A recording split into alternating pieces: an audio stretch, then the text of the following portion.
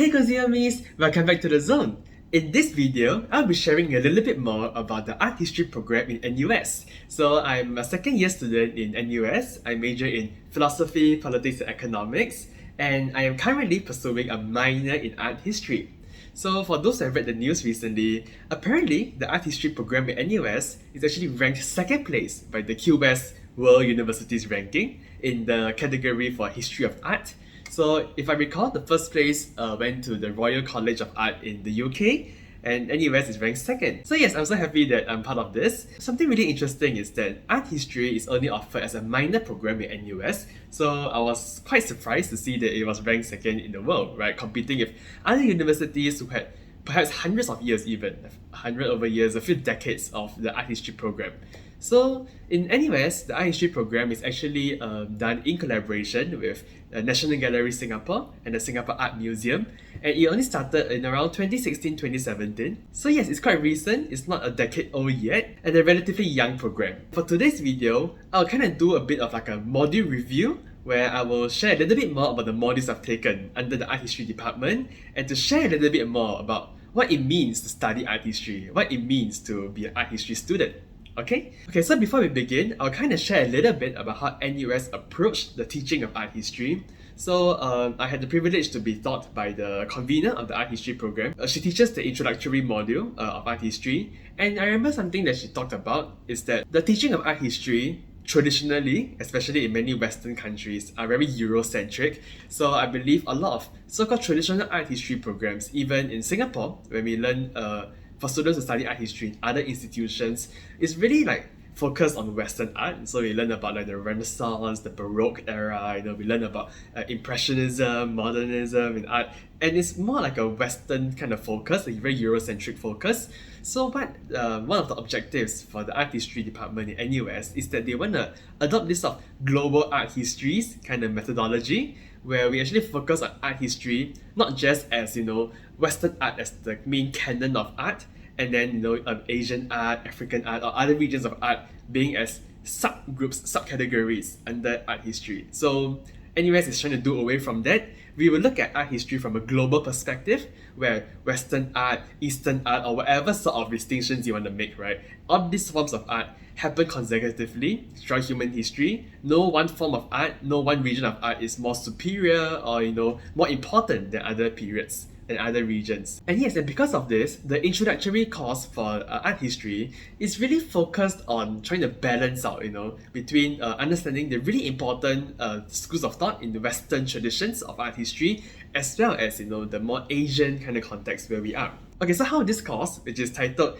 AH2101 Introduction to Art History, how it's actually being arranged is really interesting. So we kind of follow, yes, chronologically in time, how different styles of art has kind of progressed throughout history. But at the same time, the different chapters are arranged quite differently. So I'm looking at the syllabus, and the first few weeks was focused on the conception of the human figure, followed by perspective, composition, and narrative. And next, we have the absence of the human figure, and we move on to the modern and contemporary art. Okay, so let me give a quick breakdown of what are the topics for each week that we covered in this module. So under the conception of the human figure, we look at the really, really early stages in human history. So we talk about prehistoric art, Egyptian art, Greek art, and Roman art, the huge ancient civilizations and the art that they create. So obviously we look into like the Egyptian pharaohs, we look into the pyramids, we look into Greek art, especially things of like Greek mythology, or we look at the Roman Empire, right? We look at the statues made for like the emperors and things like this. And as we move on to the next section of the syllabus, we've learned about perspective, composition, and narrative, and that's where we dive into the Italian Renaissance.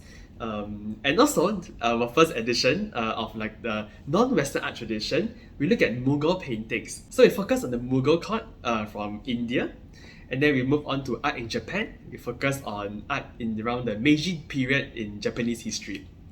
And then we move on to the absence of human figure. So it's really interesting. It kind of moved into more like religious art, where we focus on religions that don't really focus on the human figure. So we had a lecture on Islamic art, and also there's supposed to be a lecture on Buddhist art, but that lecture was cancelled. So yes, something about religious art and we realize that art plays a really important role in religions. I think it's something that is quite obvious, right? When we talk about religions, art plays a role in trying to perhaps shape our understanding of the religion. And to conclude the semester, we learned about modern and contemporary art. So personally, even for myself, I'm still quite confused between the distinction between the modern and the contemporary. But honestly, as with many definitions in art history, they aren't really fixed.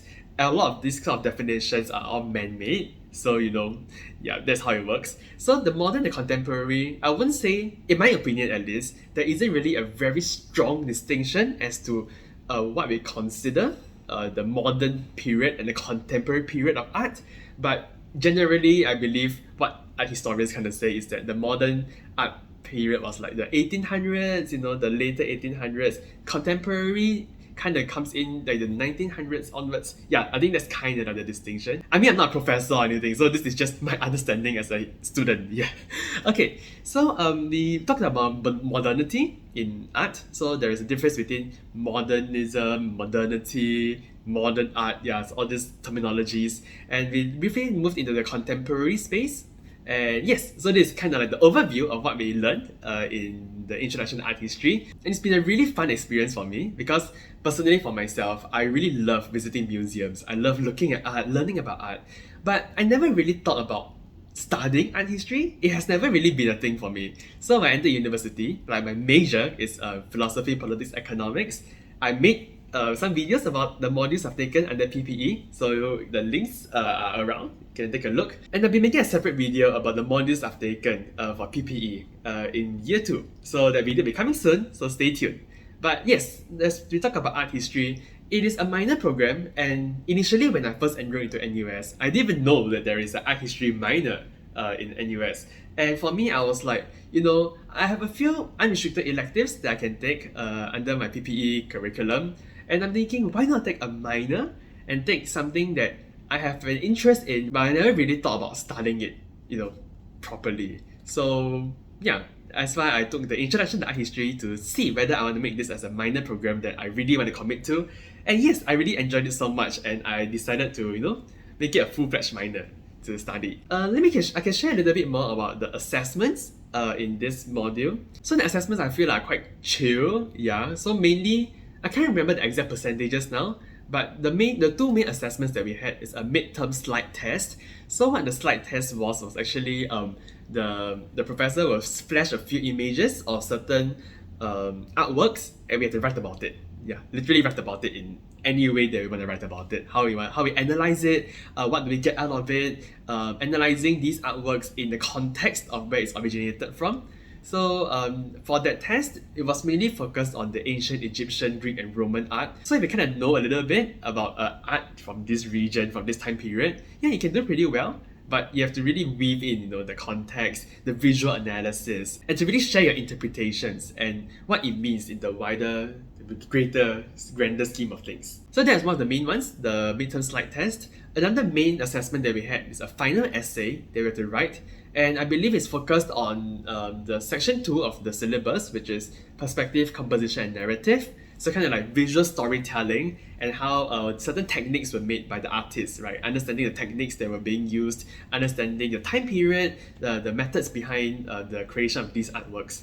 And for me, I wrote an essay about paintings from the Italian Renaissance. We kind of have the freedom to choose what sort of art we want to focus on. So mine was quite specific. I focused about the depictions of heaven and hell in Italian Renaissance paintings. Really interesting. I will share a little bit more about that later. And the other few smaller assessments, I believe there was one assessment where we have to do a presentation in one of the tutorial slots. So we are basically presenting on a specific terminology used in art history. Because art history, I believe that, I think there's a lot of people that talk about art, right? Like, oh, do we really need to know what the artist is doing to appreciate art? Or can we appreciate art purely from a viewer's perspective? However we want to define it, however we want to view it, we can view it. So there are many different perspectives when it comes to art.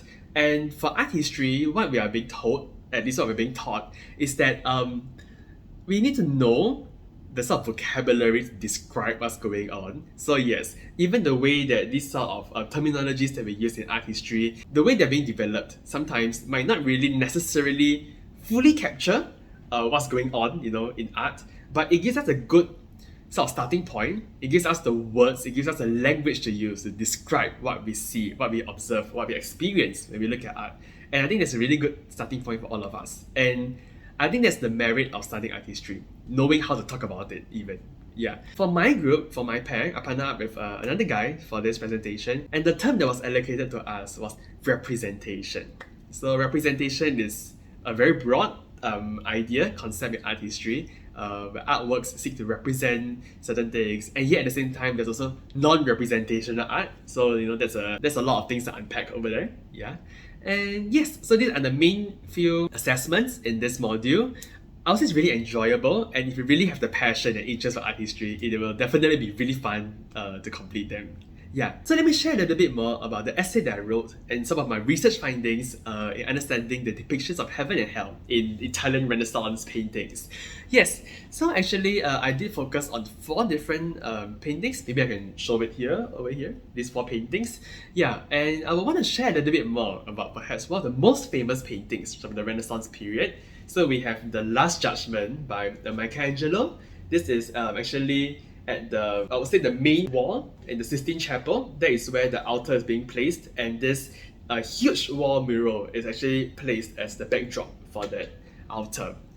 And when you look at artworks like this, right, how do we make sense of it? So we have to think about the context of where we are. We are in the Sistine Chapel, right? This is a place of worship, it's a place of religious practices. And we have to also understand the sort of historical context that happens behind the scenes. So during this period of time, Michelangelo was being commissioned by the Catholic Church to make something, right, for the chapel. And he kind of made like the Last Judgment. And I believe the Last Judgment is a really important sort of concept and belief that people in the Christian Catholic faith, they kind of believe in. And yeah, it's a really, really huge, majestic piece. I can't remember how tall it is, but it's like perhaps at least 3 stories tall. It's really of a very massive scale. And for me, at least, after studying a little bit about art history, I think what's very important when we look at art is perspective. I'll be visiting a Sistine Chapel soon. Yes, I'm going to go to Europe soon. But based on my understanding, when we enter the Sistine Chapel, we look at this whole wall mural for the first time, the massive scale, right? Where do we look, right? So I think most people will look up first. We will look, oh, what is this about? And if you were to look up, vertically, directly, you can see, Jesus, right, floating in the clouds above, in a sense, part of the Last Judgment, right, looking over the mortal realm. But, if you were to walk nearer and nearer and nearer to the wall mural, it's really difficult to see what's on top, right? If you're standing right at the foot of that wall, if you look up, the images on top kind of look quite distorted. You can't really see what's going on. So what is at eye level to you really matters when it comes to these sort of big works of art. And if you look closely at the Last Judgment, right, what is at eye level? We will notice that the scenes of hell are at eye level, right? I mean, this kind of does make sense also, because if heaven is above, hell is below, right? That's how we traditionally conceive of the concept, the visualizations of heaven and hell. But putting hell at eye level kind of does serve a secondary function as well, right? As we pray at the altar, for example, we look at scenes of hell at eye level. It kind of reminds us, right, to not commit sins, or else we will suffer eternal damnation in hell.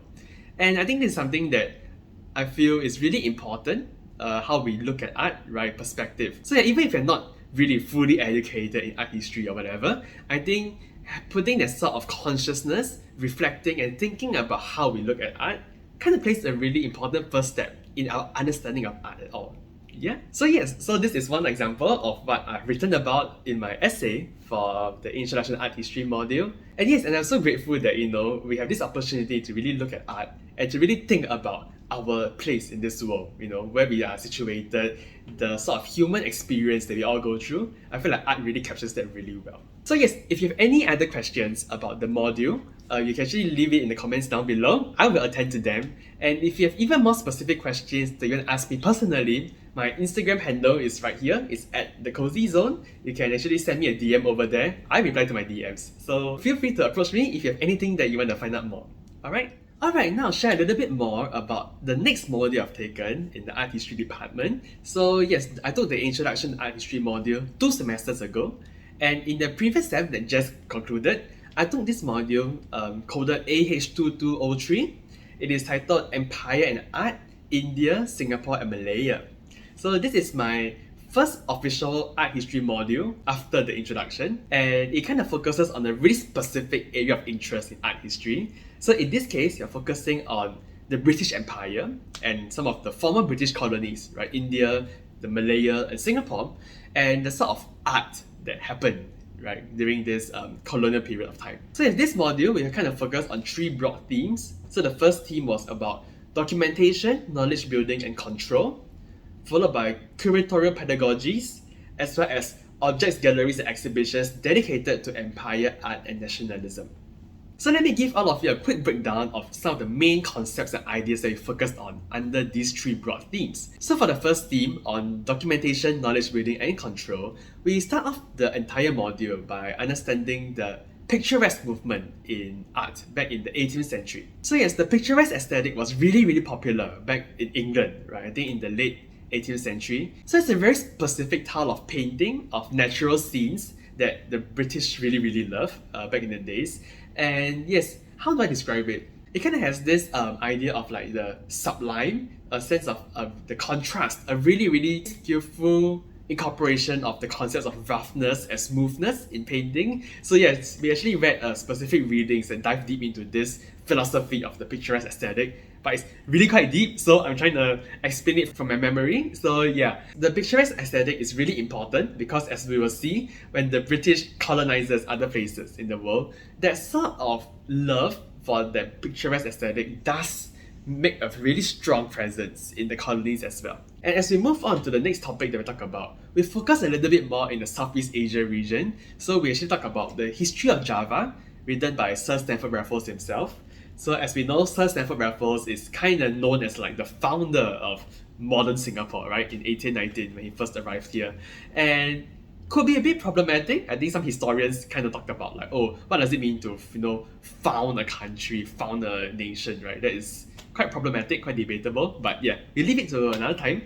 And yes, we focus a bit about the Raffles' role in writing the history of Java. So he's not really just a sort of governor. He does a lot of research about like the resources, the natural landscape, about the geography of the regions where he has traveled to. I believe he's also termed as a naturalist. So back then, the English gentlemen, right, they had this sort of pursuits of like understanding the natural world, understanding things, learn more about the flora and fauna of exotic places. So this is a practice that these sort of English gentlemen, when they visit, the Southeast Asia region, is a really sort of big thing that happens over here. And then we also talk a bit more about the idea of Orientalism. So we read a little bit from Edward Said. He's a really influential figure in this school of thought of Orientalism, what it means, to be Oriental. It's quite complicated. I still can't really understand what Orientalism really is, but that is really important in our understanding of art in this, a colonial period.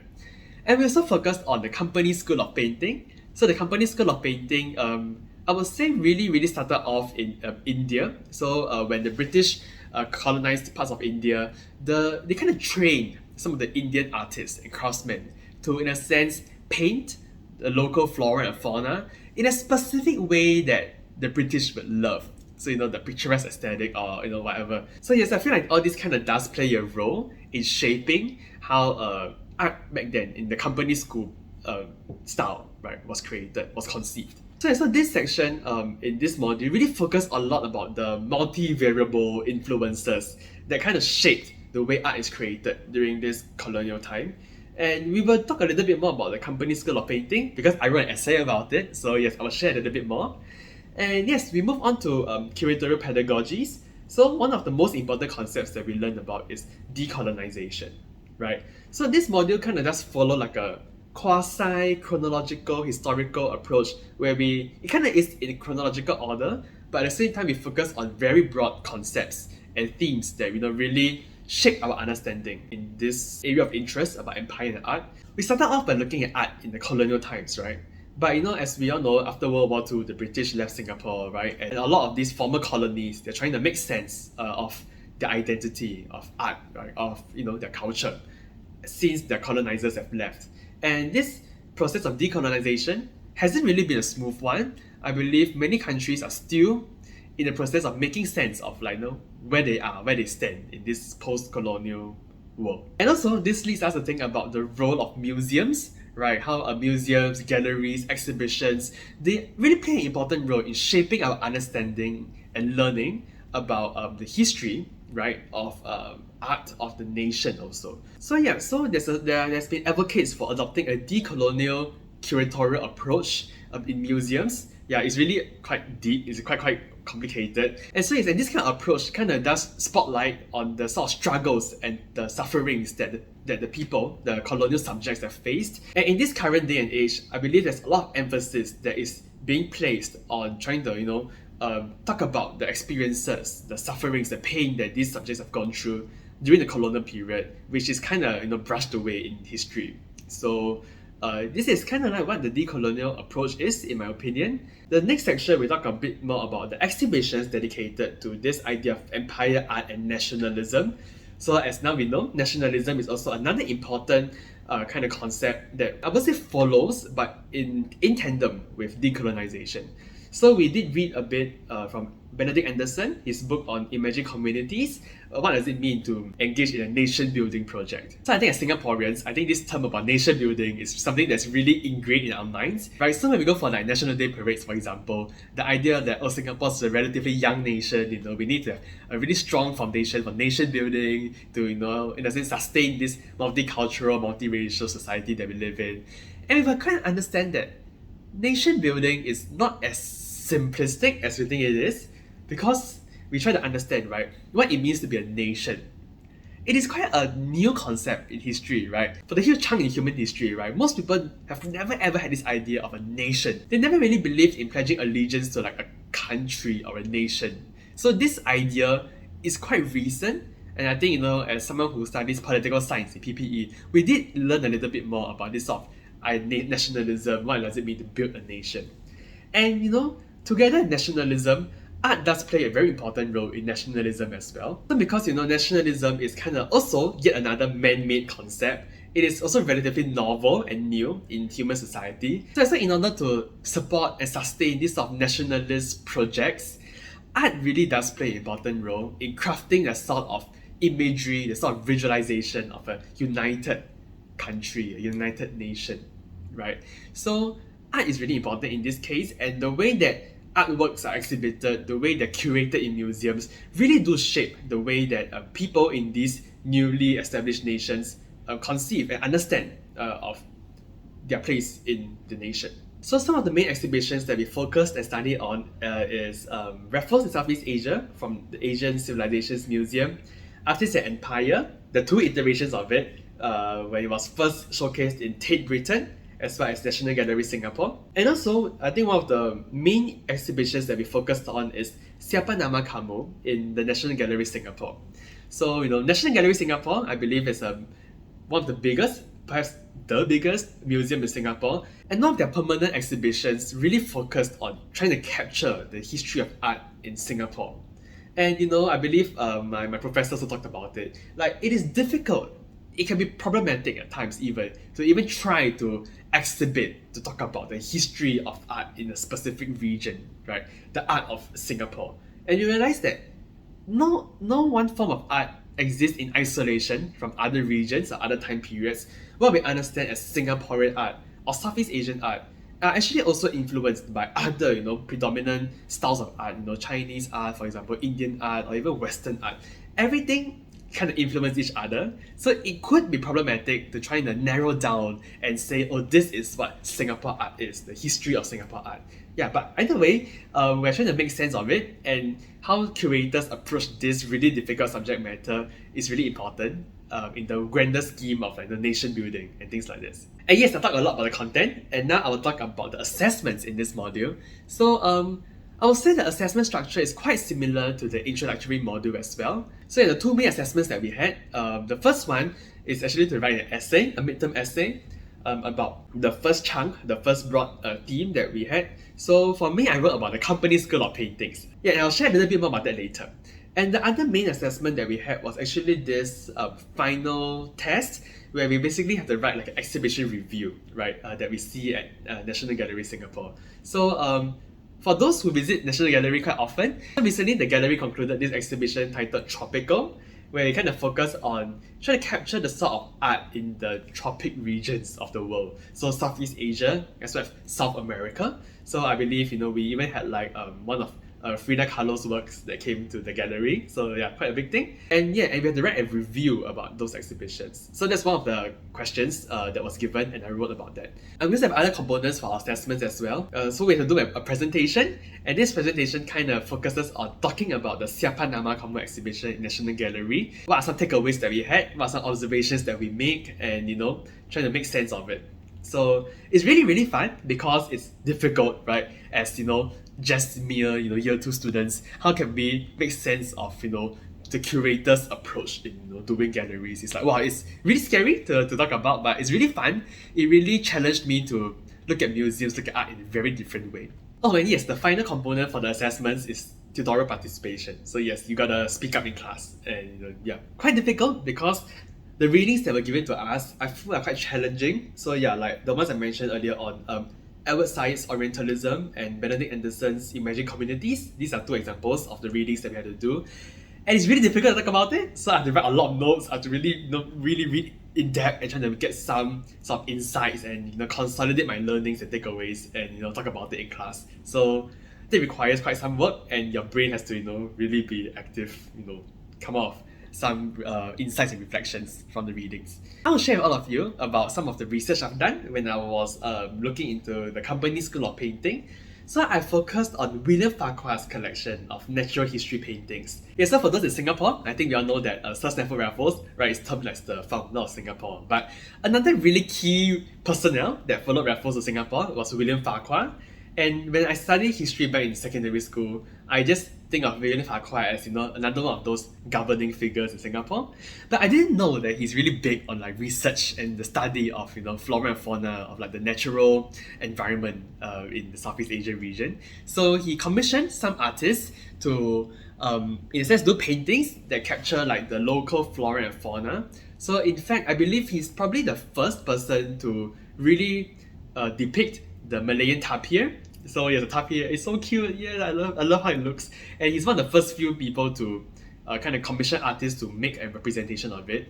And you have to know why this is very important, right? This is the era of time before photography was even a thing. It hasn't even been invented yet. In order to, in a sense, to report and showcase to his fellow British friends, the British scientists, to study more about like the sort of flora and fauna in this region, right? It is impossible to really know about these sort of things unless you ship like paintings and articles and papers about these animals that you see over to London, right? And I believe in this period of time, all these naturalists, they do kind of ship like specimens of like perhaps some dried plants over to London.